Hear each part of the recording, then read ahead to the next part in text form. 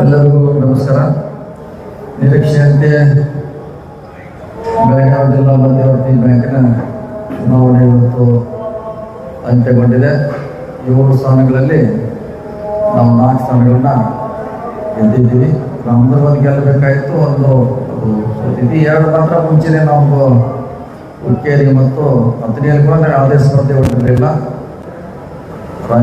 ಹುಕ್ಕೇರಿಯಲ್ಲಿ ಮಾತ್ರ ಸ್ಪರ್ಧೆ ಮಾಡಿದ್ದೀವಿ, ರಾಮದುರ್ಗದಲ್ಲಿ ಮಾಡಿದ್ವಿ, ಅಲ್ಲಿ 2 ಮಾತ್ರ ನಾವು ಸೋತಿದ್ವಿ.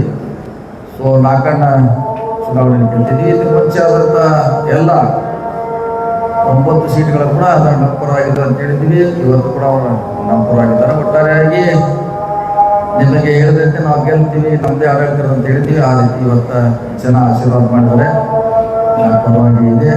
ಬಾಂತನವ್ರು ಹೇಳಿದಂಗೆ ಉತ್ತಮ ಆಡಳಿತ ನಡೆಸ್ತೀವಿ ಅಂತ ಹೇಳಿದ್ದಾರೆ. ಯಾಕಂದ್ರೆ ಅವರು ಎಲ್ಲ ಸೌಲಭ್ಯಗಳು ಕಾರ್ಯಕ್ರಮ ನಡೆಸಬೇಕಾಗ್ತದೆ. ನಾವೇನಿದ್ರು ಕೂಡ ಅದಕ್ಕೆ ಮಾರ್ಗದರ್ಶನ, ಸರ್ಕಾರದಲ್ಲಿ ಸಿಗುವಂಥ ಸೌಲಭ್ಯಗಳಿರ್ಬೋದು ಅಥವಾ ಅವ್ರೇನಾದ್ರು ಸಹಾಯ ಬೇಕಾದರೂ ಮಾಡುವಂಥ ನಾವು ಹೊರಗಡೆ ಇದ್ದು ಪ್ರಯತ್ನ ಮಾಡ್ತೀವಿ. ಆ ವಿದ್ಯಾರ್ಥಿ ಮಾದರಿಯಾಗಿ ನಡೆಸಿ ಬ್ಯಾಂಕನ್ನು ನಾವೆಲ್ಲ ಬೇರೆ ಕಡೆ ಹೇಳ್ತೀವಿ, ಬೇರೆ ಬೇರೆ ಬ್ಯಾಂಕ್ ಒಳ್ಳೆಯದಿದೆ ಅಂತ. ಅದಕ್ಕಿಂತಲೂ ಹೆಚ್ಚಿಗೆ ಸ್ಥಾನ ಪಡೆದು ಮುಂದಿನ 5 ವರ್ಷಗಳಲ್ಲಿ ಚುನಾವಣೆಗೆ ಹೆಚ್ಚು ಪರಿಣಾಮಕಾರಿಯಾಗಿ ಆಡಳಿತ ಕೊಡುವಂಥ ಅಷ್ಟೇ ವಿನಂತಿಯನ್ನು ಮಾಡ್ತೀವಿ. ಭಾಳಷ್ಟು ಇದರಲ್ಲಿ ಚುನಾವಣೆ ಇಲ್ಲದ ಬರೋದಕ್ಕಿಂತ ಮುಂಚೆ ಆದರೂ ಕೂಡ ಅಪಪ್ರಚಾರ ಮಾಡಿ ನಾವು ಇಲ್ಲಿ ಗೆಲ್ತೀವಿ, ಅಲ್ಲಿ ಗೆಲ್ತೀವಿ, ಇಲ್ಲಿ ಗೆಲ್ತೀವಿ ಕೂಡ ಇರುವಂತ ಮಾಡಿದ್ದಾರೆ. ಇನ್ನು DCC ಬ್ಯಾಂಕ್ ಚುನಾವಣೆಗೆ ರಾಜ್ಯ ತುಂಬ ದೊಡ್ಡ ಪ್ರಚಾರ ಆಗಿದೆ. ಇವತ್ತಿಂದ ಅದಕ್ಕೆ ತೆರೆ ಹೋಗಬೇಕು. ಮತ್ತೆ ನಾಳೆ ಬೇರೆ ಯಾವುದಾರ ಕಡೆ ಜಿಲ್ಲೆಗೆ ಹೋಗಲಿ, ಮತ್ತೆ ಜಿಲ್ಲೆ ಶಾಂತಿಯಲ್ಲಿ ಇನ್ನೊಂದಲ್ಲ. ಈಗಾಗಲೇ ಲಕ್ಷ್ಮಣ ಸವದಿ ಅವರು ಅಲ್ಲಿ ಹೇಳಿದ್ದಾರೆ, ಮಾತ್ರ ನಾಳಿಂದ ಚರ್ಚೆಗೆ ಬರಬೇಕು.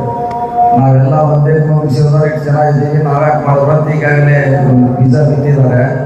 ಅದು ಯಾವುದು ಕೂಡ ವರ್ಕೌಟ್ ಆಗೋಲ್ಲ. ಇದೆಲ್ಲ ಕೂಡಿ ಚುನಾವಣೆ ಮಾಡಿದ್ವಿ. ನಾವು ಹೆಚ್ಚು ನೀವು ಹೆಚ್ಚಲ್ಲ.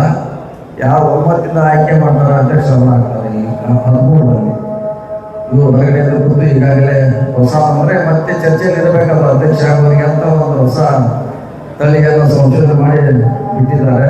ಅದ್ರ ಬಗ್ಗೆ ಚರ್ಚೆ ಬೆಳೆದ ನಮ್ಮಲ್ಲಿ ವಿನಂತಿ ಬಹುಶಃ ಜಾಸ್ತಿ ಹೇಳುವ ಅವಶ್ಯಕತೆ ಇಲ್ಲ.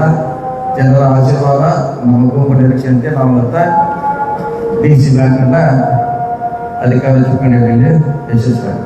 ಈ ಒಂದು ಚುನಾವಣೆಯಲ್ಲಿ ಜಾರಕಿಹೊಳಿ ಕುಟುಂಬವನ್ನು ಬಹಳಷ್ಟು ವೈಯಕ್ತಿಕವಾಗಿ ಟಾರ್ಗೆಟ್ ಮಾಡಿ ಇಡೀ ಜಿಲ್ಲೆಯಲ್ಲಿ ಪ್ರಯತ್ನ ಕೂಡ ಆಯ್ತಾ ಅಂತ ಇಲ್ಲ, ಏನು ಚುನಾವಣೆದಾಗ ಸ್ವಾಭಾವಿಕ. ಎದುರಾಳಿ ಕೂಡ ಅವ್ರನ್ನ ಕೆಪಾಸಿಟಿ ಕೂಡ ಜನ ನೋಡ್ತಾರೆ. ಅವ್ರದ್ದು ಏನು ಕೆಪಾಸಿಟಿ ಅವ್ರನ್ನ ಅಸೆಸ್ಮೆಂಟ್ ಮಾಡ್ತಾರೆ. ಈಗ ನಾ ಏನೋ ಹೇಳಿದ್ರೆ ಅಂತ ಜನ ಎಲ್ಲ ಕೇಳಲಿಕ್ಕೆ ಹೋಗಲ್ಲ. ಸೊ ಅದನ್ನು ನಾವು ಭಾಳ ನೆಗ್ಲೆಕ್ಟ್ ಆಗಿ ನೋಡ್ತೀವಿ. ಆ ದೊಡ್ಡ ಒಳ್ಳೆ ಸಲಹೆ ಇದ್ರೆ ಕೊಡಲಿ, ಅದನ್ನು ನಾವು ಸ್ವೀಕಾರ ಮಾಡ್ತೀವಿ. ಅನಾವಶ್ಯಕ ಆರೋಪ ಮಾಡೋದ್ರಲ್ಲಿ ಯಾವ ಸಂತೋಷ ಇಲ್ಲ. ಅದಕ್ಕೆ ಜನ ಉತ್ತರ ಕೊಟ್ಟಿದ್ದಾರೆ.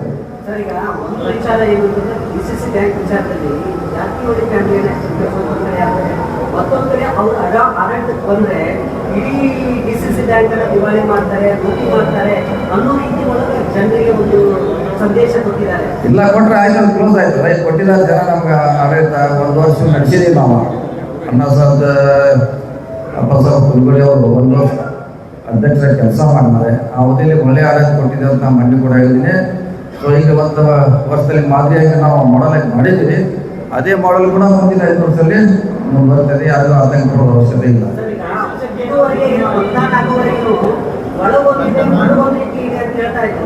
ಈಗ ಮತ್ತೆ ಹೇಳ್ತಾ ಇದ್ದಾರೆ DCC ಬ್ಯಾಂಕ್ ಅಧ್ಯಕ್ಷ ಉಪಾಧ್ಯಕ್ಷ ನಾವೇ ಆಗ್ತೀವಿ, ಯಾಕಂದ್ರೆ ಒಳಗೊಂದಿದೆ ಹೊರಗೊಂದಿದೆ ನೋಡ್ತಾ ಇದೆ ಅಂತ ಹೇಳಿ. ಮತ್ತೆ ಮೊನ್ನೆ ಹಾಡುಗಿರಾಗ ಏನೋ ಹೇಳಿದ ಚೀಟಿ ಇದೆ ಇಟ್ಟಿದೆ ಅಂತ ಅಂದ್ಬಿಟ್ರಲ್ಲ, ಕ್ಲೋಸ್ ಆಯ್ತು.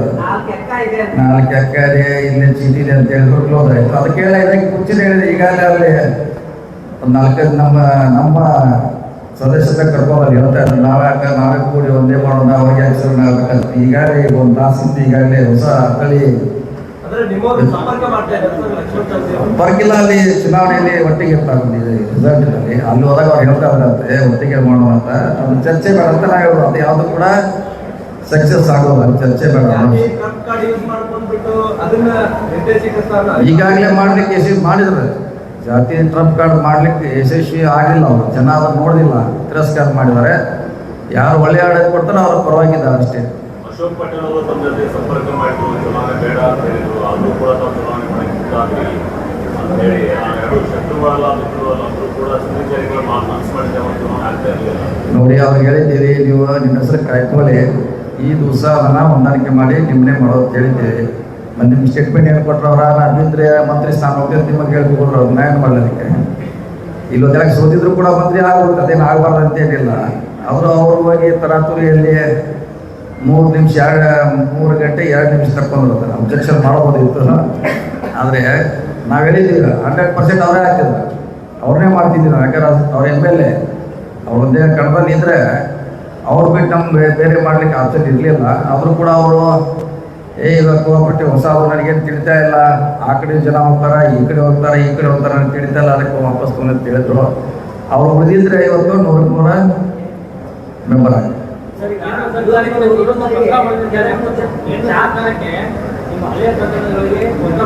ಅದು ಪತ್ರ ಬಂದಾಗ ಎನ್ಕ್ವೈರಿ ಬಂದಾಗ ನೋಡೋಣ. ಅದು ಮುಗಿದ ಅಧ್ಯಾಯ. ಅದನ್ನ ಈಗ ಚರ್ಚೆ ಅದೇನು ಏನು ಬೇಕಾದ ಬರ್ರಿ, ಅದೇನು ಎನ್ಕ್ವೈರಿ ಆದ್ರೆ ಆಗಲ್ಲ, ಅದಕ್ಕೆ ಸ್ವಾಗತ ಇದೆ, ಅದೇನು ಇಲ್ಲ. ಅದು ಕೇಸ್ ಮುಗಿದು ಹೋಗಿದೆ, ಅದರ ಚರ್ಚೆ ಮಾಡೋ ಅವಶ್ಯಕತೆ ಇಲ್ಲ. ಇವತ್ತು ಹೊಸ ವಿಚಾರ ಏನು ಅಂತಂದ್ರೆ ಜಾತಿ ವಿಚಾರವನ್ನ ಮತ್ತೆ ಕೆರಕ್ತಾ ಇದ್ದಾರೆ. ಎಲ್ಲೋ ಒಂದು ಕಡೆ ಏನಂತಂದ್ರೆ ಟಾರ್ಗೆಟ್ ಈ ರೀತಿಯಾಗಿ ಹೋಗ್ತಾ ಇದೆ ಅಂತ ನೋಡೋಣ. ಅದು ಕಾನೂನು ಇದೆ, ಅದು ಕಾನೂನು ಸೋಮವಾರ ಪೊಲೀಸರು ಕೇಸ್ ಹಾಕ್ತಾರ, ಇವಾಗ ಯಾರ ಕೇಸ್ ಹಾಕಿ ಹಾಕ್ತಾರೆ. ಯಾಕಂದ್ರೆ ಅವರು ಇಡೀ ಜಾತಿ ನಿಂದನೆ ಮಾಡಿದರೆ ಖಂಡಿತವಾಗಿ ಅದು ಕಾನೂನು ಕ್ರಮ ಅನ್ವಯಿಸ್ತಾರೆ.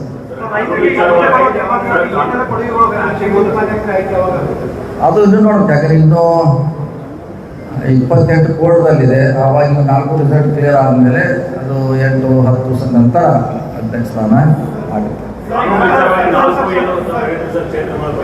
ಅದು ನಿರ್ಣಯ ಆಗೋದು 28 ತಾರೀಕಿಗೆ. 28 ಈ ಹಿಂದೆ ಬಹಳಷ್ಟು ಎಲ್ಲ ಅನುಭವ ಆಗ್ತದೆ. ಈಗ ಯಾಕೆ ಕೋರ್ಟ್ ಬೆಂಚ್ ಇದ್ರು, ಅಷ್ಟೊಂದು ಕುರ್ಚಿನ ಚುನಾವಣೆ ಇರ್ತಾ ಇದ್ರು. ಇಲ್ಲ, ಅದು ಕೆಲವು ಓಟ್ಗಳನ್ನು ಬಿಟ್ಟು ಹೋಗಿದ್ದು ಅಷ್ಟೇ. ಅದು ಓಟ್ಗಳನ್ನ ತರಲಿಕ್ಕೆ ಹೋದಾಗೆ ಕಂಡೀಷನ್ ಹಾಕಿದೆ ಅಷ್ಟೇ.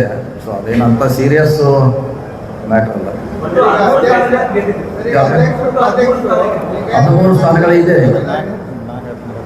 ಹುಕ್ಕೇರಿ ಮತಕ್ಷೇತ್ರದಲ್ಲಿ ಸಾಯಂಕಾಲ 4 ಗಂಟೆಗೆ ಮಾನ್ಯ ನ್ಯಾಯಾಲಯ ಆರ್ಡರ್ ಮಾಡುತ್ತೆ. ಮತ್ತು ರಾತ್ರಿ 3 ಗಂಟೆಗೆ ಅರ್ಜಿಯನ್ನು ಹಾಕ್ತಾರೆ. ಬೆಳಗ್ಗೆ ಮತ್ತೆ ಕೋರ್ಟಿಗೆ ಬರ್ತದೆ. ಅದೆಲ್ಲ ಕಾನೂನಲ್ಲಿ ಅವಕಾಶ ಇದೆ, ಕಾನೂನು ಅವ್ರಿಗೂ ಹೋಗ್ಲಿಕ್ಕೆ ಅವಕಾಶ ಇದೆ, ನಮಗೂ ಇದೆ ಮಾಡುವಂಥದ್ದು. ಒಂದು ಕಡೆ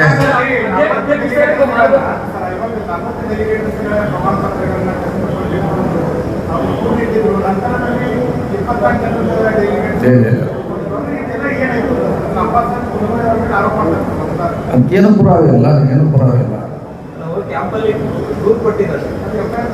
ಕೊಟ್ಟಿದ್ದಾರೆ, FIR ಆಗಿಲ್ಲ, ಒಂದು ದೂರನ್ನು ಕೊಟ್ಟಿದ್ದಾರೆ ಅಷ್ಟೇ.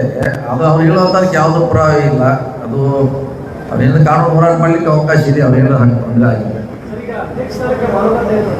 ಎಲ್ಲರೂ ಕೂಡಿ ಯಾರು ಒಮ್ಮತ ಮಾಡ್ತಾರೋ ಅವ್ರು ಮಾಡ್ತಾರೆ. ಅವ್ರ ಸಂಬಂಧದ 13 ಜನ ಕೂಡಿ ಸೊ ಅವ್ರು ಮಾಡ್ತಾರೆ. ಅದೇ ಅವರೆಲ್ಲ ಚರ್ಚೆ ಮಾಡಲಿ.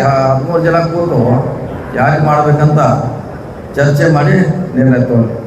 Okay, thank you.